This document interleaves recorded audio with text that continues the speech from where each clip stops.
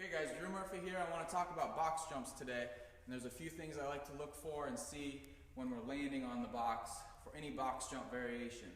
And I know it's pretty tempting to just stack up boxes, see how high we can get up on top of by any means necessary.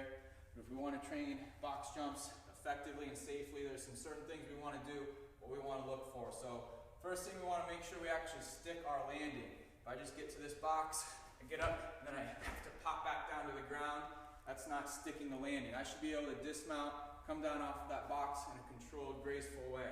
So I'll know that I did that if I can actually stand up on the box and then climb my way back down. I like to set up a box a little lower than the height I'm training at, walk my way down, reset for my next rep. If I'm training at a height low enough that after I stick my landing, I can just step back to the ground, that's a great option as well.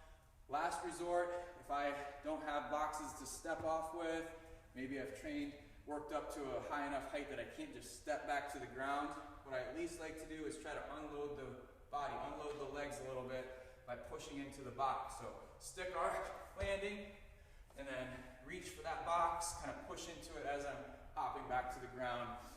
That's better than just jumping to the ground and asking the legs to do all the work absorbing that load. Great way to injure yourself. So on that landing, when I stick my landing, I like to look for no deeper than a half squat. If we're training on a height that's so high that I can just barely get up there, and I'm catching in a full squat or a very deep squat position, a lot of times that means I haven't really reached good extension with the legs. I'm not peaking my body like I want to in a box jump.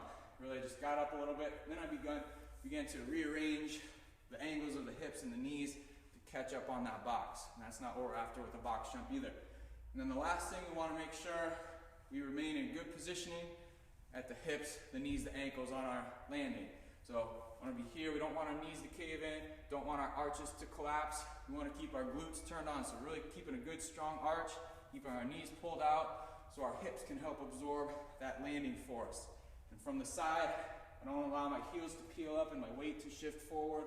I'm landing flat-footed. This is the positioning I'm looking for on a box jump.